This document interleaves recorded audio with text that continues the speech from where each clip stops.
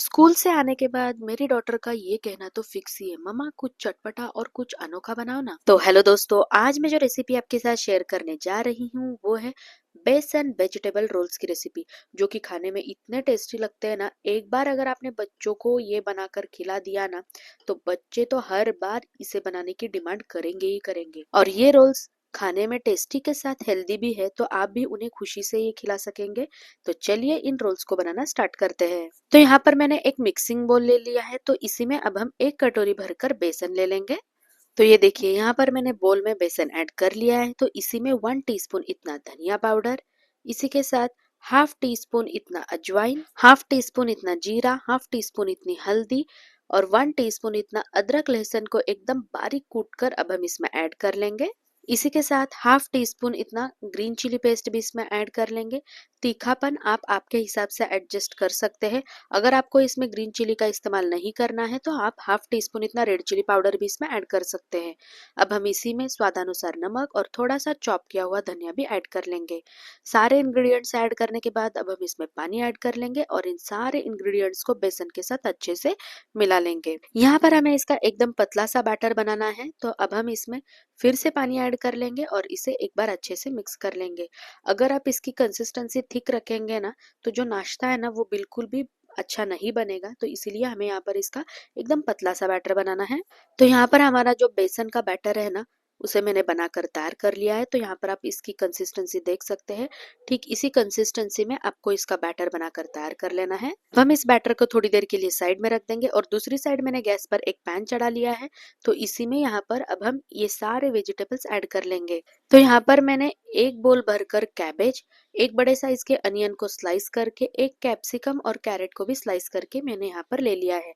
अगर आप इनमें और कोई वेजिटेबल ऐड करना चाहते हैं तो आप इसमें कर सकते हैं। मेरी डॉटर को कैबेज बहुत ही पसंद है, तो इसीलिए मैंने कैबेज की जो क्वांटिटी है ना, वो बाकी वेजिटेबल्स से थोड़ी सी ज्यादा ही रखी है। आप भी इसी तरह से आपके बच्चों को जो कोई भी वेजिटेबल पसंद है ना, उनकी क्वांटिटी आप इसमें ज्यादा ही रखिए। मतलब वो खुशी से इस स्नैक को खाना पसंद करेंगे। अब हम इन वेजिटेबल्स को 1 से 2 मिनट के लिए ऐसे ही सॉटे कर लेंगे। वेजिटेबल्स को सॉटे करते हुए यहाँ पर मुझे 1 मिनट हो चुका है। तो अब हम इसी में 1/4 टीस्पून इतना नमक ऐड कर लेंगे और फिर से इन्हें 1 से 2 मिनट के लिए गैस को लो फ्लेम पर रखते हुए सॉटे कर लेंगे। अब थोड़ी देर बाद आप यहाँ पर देख सकते हैं जो वेजिटेबल्स है वो हल्के से सॉफ्ट हो चुके हैं।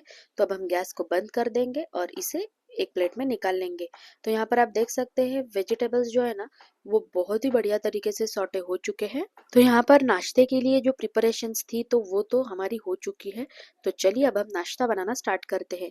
तो यहाँ पर मैंने गैस पर एक तवा चढ़ा लिया है। तो इसी में अब हम 2 टीस्पून भरकर ऑयल ऐड कर लेंगे और ऑयल को तवे के ऊपर अच्छे से फैला लेंगे। तेल को अच्छे से फैलाने के बाद अब हम इसी में हमने जो बेसन का बैटर बनाकर तैयार किया था ना, उस बैटर को तवे में ऐड कर लेंगे। और ऐड करने के बाद अब हम इसे इस तरीके से एकदम पतला सा तवे में फैला लेंगे। अब हम क्या करेंगे, इसके साइड में थोड़ा सा ऑयल ऐड कर लेंगे, जिससे ये खाने में और भी टेस्टी लगेगा। तो यहाँ पर मुझे इसे पकाते हुए काफी टाइम हो चुका है। तो चलिए अब हम इसे एक साइड से निकाल लेते हैं और इसे फ्लिप कर लेते हैं और दूसरे साइड से भी इसे पका लेते हैं। तो यहाँ पर हमें सबसे पहले इस तरीके से धीरे से इसे निकालना है।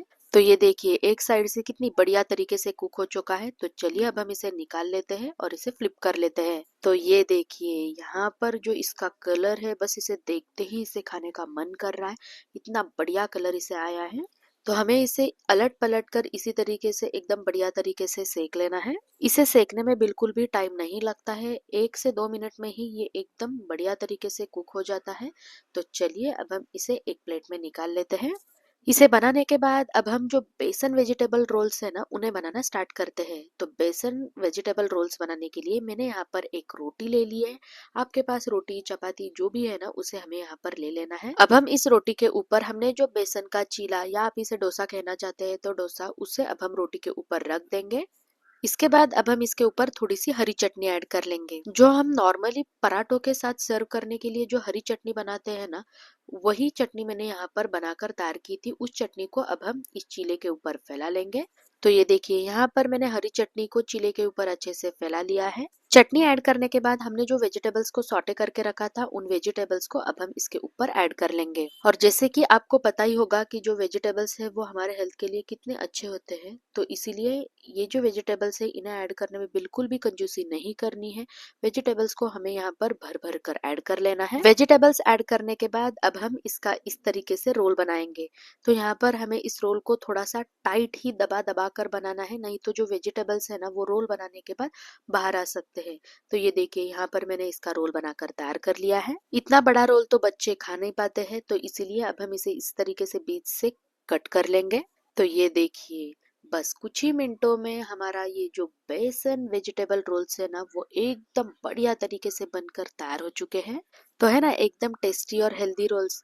तो आप भी आपके बच्चों को एक बार मेरे तरीके से ये बेसन वेजिटेबल रोल्स घर पर बनाकर जरूर खिलाइए।